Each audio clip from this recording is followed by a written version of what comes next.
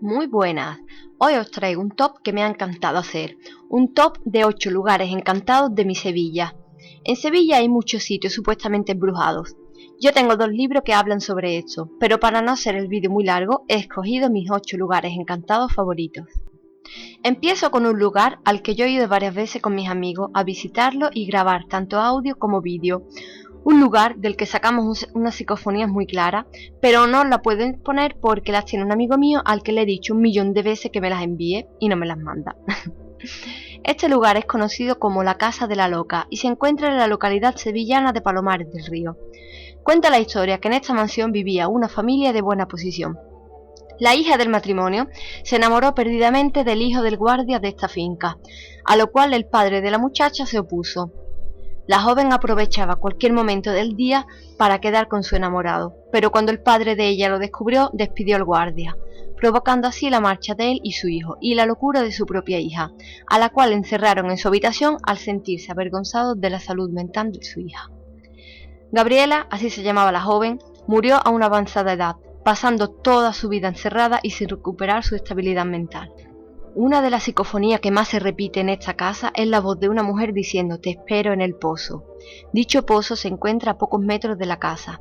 Nadie se ha atrevido a investigarlo hasta ahora, pues hace falta maquinaria pesada para reabrirlo. Vecinos de esta localidad dicen haber visto el fantasma de una señora mayor paseando por la casa y dejándose ver por una ventana de la primera planta, la cual se cree que era la habitación donde ella estaba recluida. Otra psicofonía que se ha repetido en esta casa es el llanto de una mujer y la voz de un hombre diciendo «fuera» con tono enfadado. Y ahora os cuento la anécdota más impactante que me pasó a mí. Un día como uno de tantos me acerqué a esta casa con mis amigos. Nos entretuvimos por el camino y llegamos de noche. Era una noche muy oscura y no teníamos linterna, solo la luz de los teléfonos. Yo me negué a bajar del coche esa noche. Por una parte me daba miedo caerme en algún agujero, pues la casa está en muy mal estado. Por otra parte sentía una sensación que no había sentido nunca. Esa noche solo quería alejarme de allí. Mis amigos me hicieron caso, pues mi instinto nunca falla, y 2 días después una amiga mía me trajo un periódico donde pude leer esta noticia. Un vecino de Coria del Río mata a un hombre en la conocida Casa de la Loca, en Palomares del Río, destrozándole la cabeza a golpes con una piedra. La noticia decía que estos 2 hombres habían ido a la casa a drogarse. Allí habían discutido y uno de ellos acabó matando al otro. Todo eso pasó la misma noche en la que yo no quise entrar en la casa. Otro lugar encantado sevillano muy conocido, y donde también he estado en su sótano, es la Facultad de Bellas Artes. En el sótano, abierto al público todos los viernes, se encuentra el Panteón de Sevillanos Ilustres, donde podemos encontrar la tumba de personajes como Gustavo Adolfo Bécquer, Fernán Caballero, Arias Montano y Mateo Gago, entre otros. Entre los muros de este edificio murió un encargado de mantenimiento un viernes a las 3 de la tarde. Varios testigos, entre ellos limpiadoras, alumnos y profesores, afirman haber escuchado fuertes golpes, susurros, suspiros e incluso ser llamados por su nombre. Varias limpiadoras dicen haber escuchado arañazos. Dicen que se sentían como si alguien hubiese sido emparedado y arañase la pared continuamente. Uno de los 6 ascensores de la facultad funciona solo, aunque desconecten la corriente. En otras zonas del edificio se han encontrado pisadas tridimensionales en el techo, un hecho que ningún aparejador ha podido explicar aún. Es como si la huella saliese hacia afuera, como si hubiesen caminado con mucha fuerza sobre el suelo que tiene encima, pero en ese suelo no hay marca.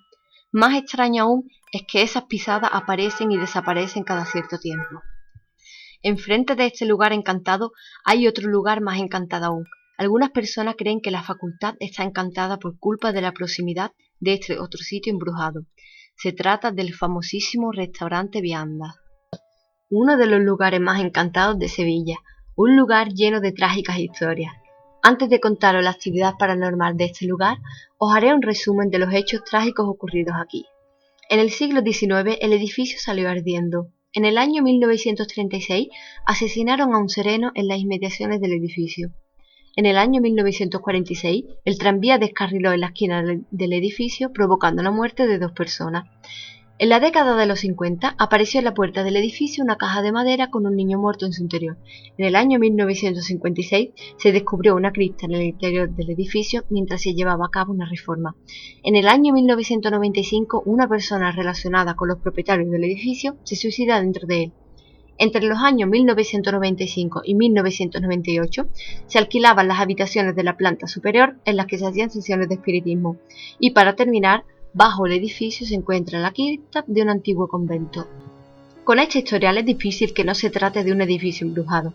En el año 2001, el edificio cambió de dueño y este hizo reforma. Los obreros cuentan que fue un trabajo difícil, pues las herramientas cambiaban de sitio.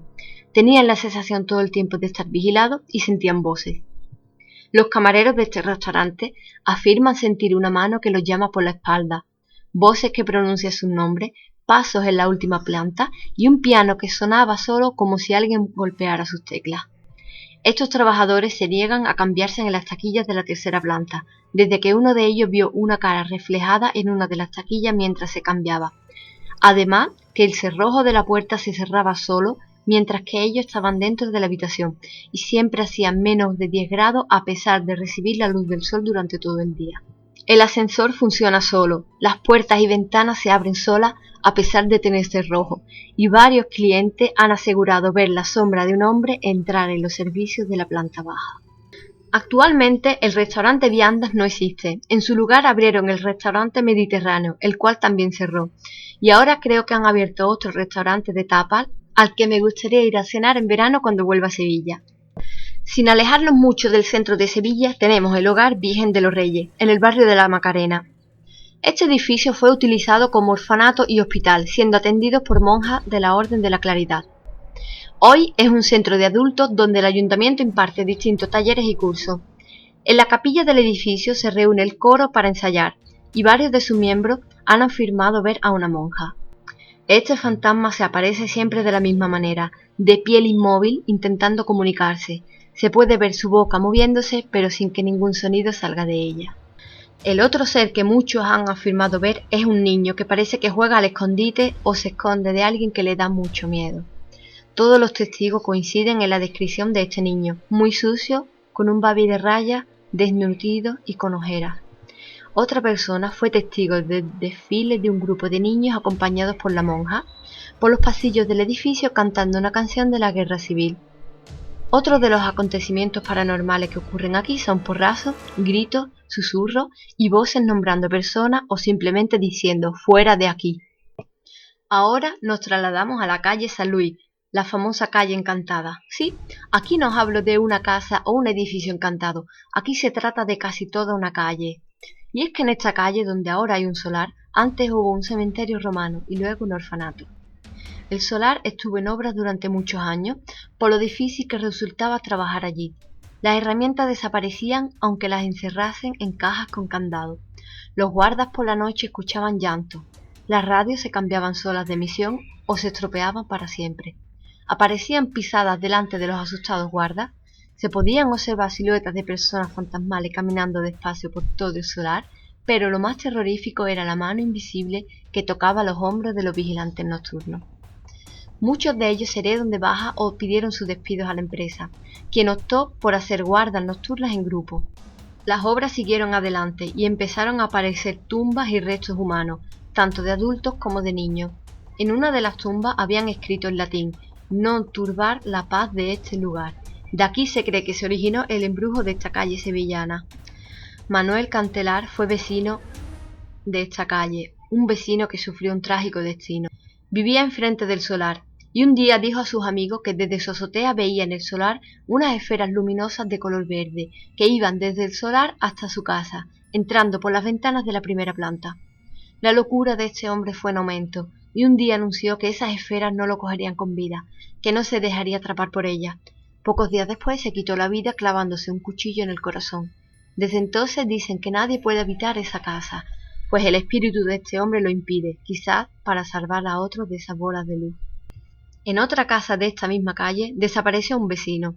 Era viajante, así que tardaron en llamar a la policía para investigar su casa.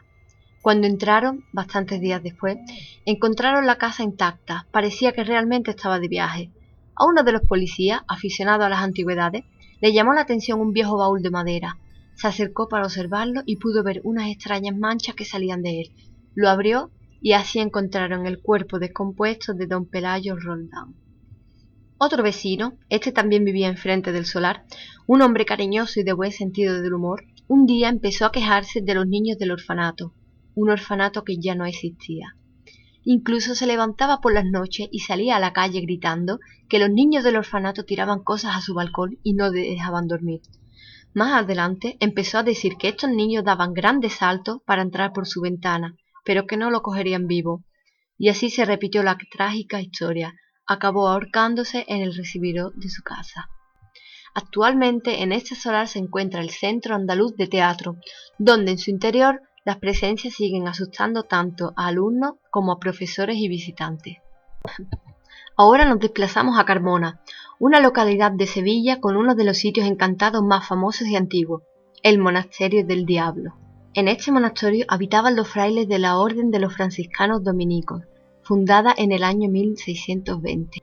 Sobre lo que pasó aquí, un investigador encontró un manuscrito en castellano antiguo, y lo que tradujo fue esto. En la mañana del 25 de noviembre de 1680, mi celda no estaba abierta como de costumbre. Pensé que me había despertado más temprano de lo habitual, así que me dediqué a mis rezos y meditaciones, hasta que sentí unos pasos que se acercaban y abrían el cerrojo. Salí inmediatamente y no encontré a nadie. Las celdas de mi compañero estaban todas abiertas, pero ellos no estaban. Fui corriendo a la capilla pensando que era el último en llegar, pero allí tampoco había nadie. Mientras buscaba a mis compañeros, oí unos lamentos. Aguzando el oído, sentí que ese sonido me llevaba hasta el sótano, donde guardábamos las provisiones, sobre todo la carne. Entré en el sótano y vi la escena más horripilante que jamás había visto. Todos los frailes estaban colgados de unos ganchos que tenemos en el techo, donde solemos curar los jamones y chorizos. Lo más extraño eran las sombras de unos diminutos seres que parecían estar alimentándose de la carne de mis compañeros. Me quedé petrificado, y de repente todos esos seres se bajaron de los cuerpos de mis compañeros para unirse en uno solo, que dirigiéndose a mí me dijo: «Te he dejado vivir para que proclames mi venida al mundo. Ve y di que Satanás está aquí». De repente todo el sótano ardió en llamas y yo salí corriendo. Fui al pueblo, pero nadie me creía. Todos me culpaban a mí del asesinato de todos los frailes. Hasta aquí el relato del único superviviente a la masacre del monasterio. Ese mismo día, los vecinos de Carmona acudieron al monasterio para enterrar a los frailes y mientras tenía lugar la misa el cielo se oscureció. Aparecieron dos columnas de fuego y en medio de ellas un rostro horripilante. Algunos hombres armados con cruces y Biblias entraron en el monasterio derribando sus puertas. El diablo estaba en la torre observando, y de repente los hombres empezaron a ser lanzados por el aire por una fuerza invisible, seguido por un terremoto que derribó parte del monasterio, matando a las personas que se encontraban tanto dentro de él como en sus alrededores. Todo esto se recoge en un documento firmado por el arzobispo de Jerez de aquel tiempo. A partir de estos hechos, nunca más se ha podido sembrar en aquellas tierras, y dentro del monasterio aún se pueden escuchar cantos gregorianos, voces, gritos y se pueden ver extrañas luces recorriendo sus ventanas. Para terminar, os cuento una leyenda del Parque de la Alquería del Pilar, en mi pueblo, Dos Hermanas, muy cerquita de Sevilla. Dentro de este parque se encontraba un edificio que antiguamente fue la jefatura de la policía local, y que ahora es la Casa de la Cultura, donde se imparten talleres e incluso se celebran matrimonios civiles. Desde hace algunos años, las personas que trabajan en su interior han notado la presencia de algo misterioso. Todo comenzó una tarde de diciembre. La testigo se encontraba en el interior del edificio, cuando de pronto sintió un frío distinto al frío del invierno. Un frío que invadió de repente toda la habitación donde se encontraba. Junto al frío llegó también el sonido de unas campanitas. La testigo pensó que se había abierto la puerta y el viento movía la lámpara de cristal de la entrada, así que fue a comprobarlo. Pero allí todo estaba en orden. De repente sintió una presencia detrás suya. Se dio la vuelta medio muerta de miedo y pudo ver en la sombra de un hombre con sombrero mirándola. La sombra empezó a bajar a la escalera y se paró a observar el cuadro de una hacienda situada en la localidad de Los Palacios. Después de aquello, la figura se desvaneció atravesando una antigua puerta que ya no lleva a ninguna parte y está oculta con cortinas. Otro día, una de las alumnas, mientras recogía sus pertenencias, pudo ver delante de ella como unas tijeras se alejaban de su mano, como empujadas por una fuerza invisible. Intentó cogerlas de nuevo y esta vez vio unas manitas sin brazos ni el resto del cuerpo empujando las tijeras. salió corriendo y los dejó allí. También habita el edificio el fantasma de una niña muy guapa, con largos tirabuzones rubios, piel blanca y vestida de época. Esta niña suele manifestarse en las escaleras golpeando los barrotes con un palito o escribiendo mensajes en las pizarras de las aulas. Pero lo más sorprendente de todo es que en este lugar fue donde la escritora Cecilia Bot de Faber, más conocida como Fernán Caballero, tras contraer matrimonio con el marqués de Alco Hermoso, vivió y se inspiró aquí para varias de sus obras. Los lugares frecuentados por esta escritora se consideran hoy encantados, como este edificio, la calle de San Luis de Sevilla y la Facultad de Bellas Artes donde se encuentra enterrada. Y hasta aquí mi primer top. Espero que os haya gustado y os haya entretenido. Perdonad que me equivoque tantas veces, pero me pongo un poco nerviosa cuando estoy leyendo. Si queréis que haga más top, hacérmelo saber en los comentarios y dándole a me gusta. Muchas gracias y hasta la próxima.